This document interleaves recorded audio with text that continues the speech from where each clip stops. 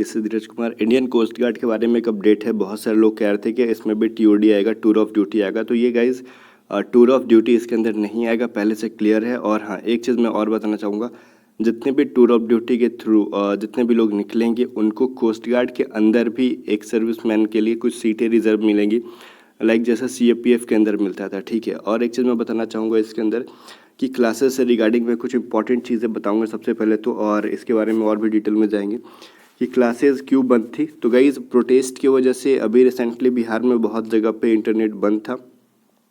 Internet बंद होने की वजह से क्लासेस आपकी बंद थी, बिकॉज क्लासेस ऑनलाइन ही, तो बिना इंटरनेट के तो क्लासेस चलेंगी नहीं, ये चीज़ क्लियर है। तो अभी से आज से इंटरनेट चालू है, तो ऑब्वियसली आज मैंने सुबह में इंटरनेट देखा कि चालू हो गई।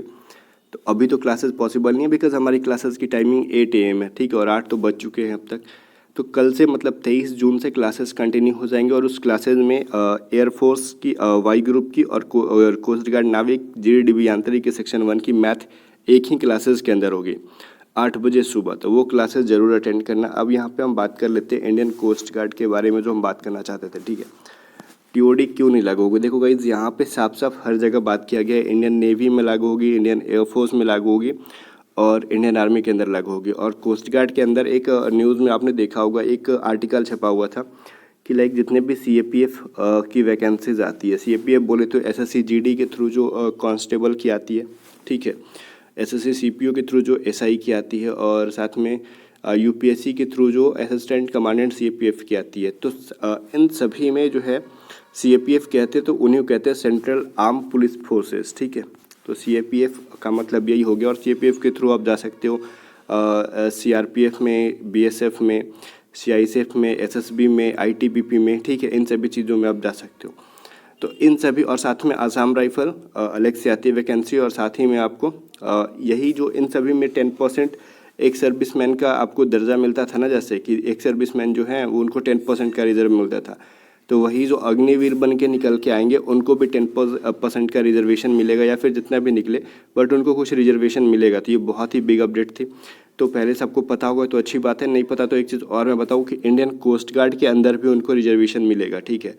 बिकॉज इंडियन को इसका मतलब ये चीज़ साफ़ है कि कोस्ट गार्ड के अंदर टूर ऑफ ड्यूटी नहीं लगेगी। बिकॉज आर्टिकल के मैंने हिंदुस्तान में देखा था, हिंदुस्तान पेपर में, कि उसके अंदर लिखा हुआ था इंडियन जितने भी लोग TOD से निकल के आएंगे उनको CAPF और आसाम राइफल्स के साथ साथ कोस्ट गार्ड के अंदर तटरक्षक, भारतीय तटरक्षक के अंदर भी उनको सीटें रिजर्व मिलेंगी। तो इसका मतलब साफ है कि TOD नहीं लागू होगा। और पहले से भी मैं बोल रहा था कि कोस्ट गार्ड के अंदर कोई टूर ऑफ ड्यूटी लागू नहीं होगी, ठीक है ना, बिकॉज वो तीनों सेनाओं से हटके है, एयरफोर्स, नेवी और आर्मी से, और मेनली उनका फोकस था टूर ऑफ ड्यूटी का तीनों सेनाओं के अंदर, ठीक है।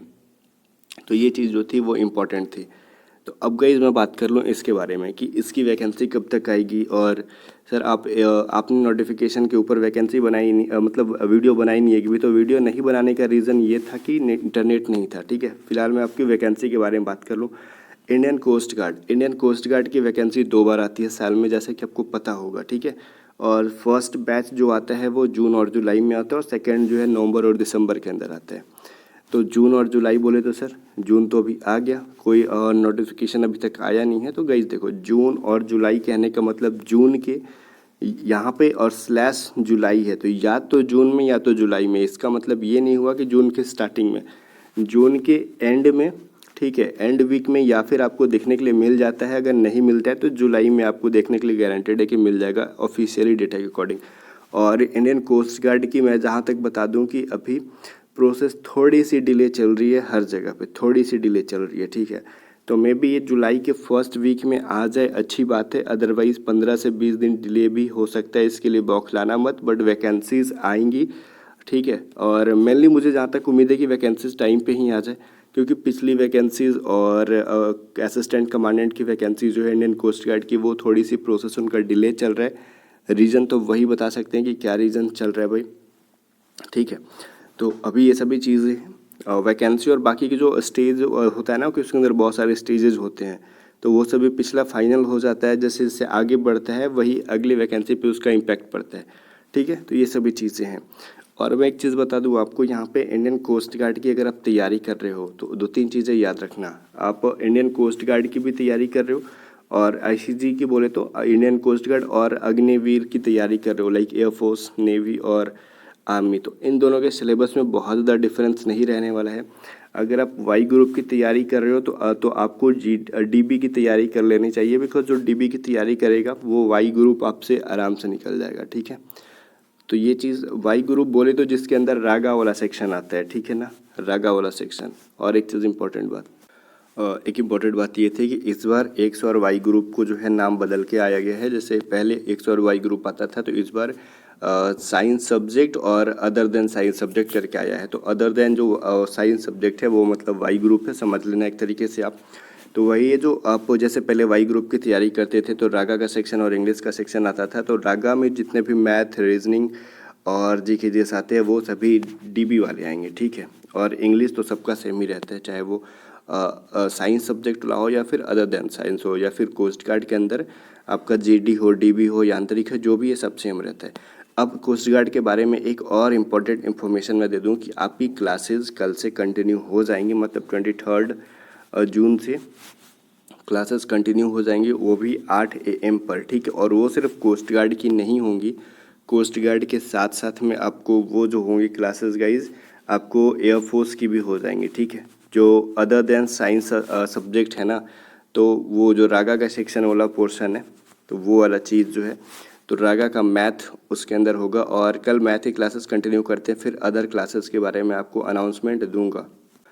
बट फिर भी इस वीडियो को बनाया ही तो 2-3 चीज़ें और आपको मैं समझा देता हूँ। वो 2-3 चीज़ें क्या है सुन लो, बहुत इंपॉर्टेंट है गाइस वो 2-3 चीज़ें, जो कि वैकेंसी आने के बाद अगर आप फॉर्म भर भी देते हो तो फिर पछताओगे।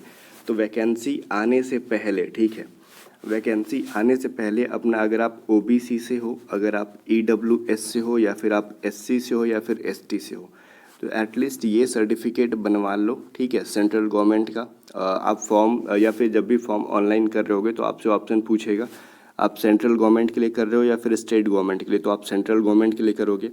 और 1-2 चीज़ें और मैं आपको बता ही दूँ कि ये फॉर्म आने से पहले मैं क्यों कह रहा हूँ, बिकॉज जिस दिन जब फॉर्म आ जाता है ना और फॉर्म अप्लाई का जो लास्ट डेट होता है, तो उसके बाद का ये सारे सर्टिफिकेट वैलिड नहीं होते हैं। तो उससे पहले ही आप बनवा लो, बिकॉज इम्पॉर्टेंट है। और उसके अलावा आप अपने आधार को चेक कर लो, आधार में जो है आपका नेम, आपका फादर्स का नाम, ठीक है, और साथ में डेट ऑफ बर्थ, क्या आपके 10th के मार्कशीट से मैच कर रहे हैं कि नहीं।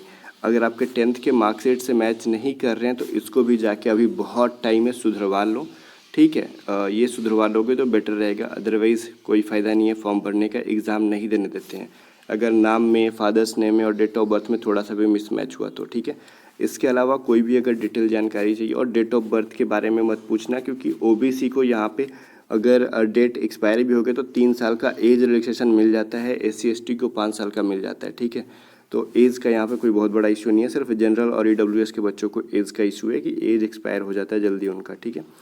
फिर भी जो भी डाउट है तो आप पूछ लेना कमेंट सेक्शन में, बाकी मिलते हैं हम लोग नेक्स्ट वीडियो में, तब तक के लिए बाय बाय।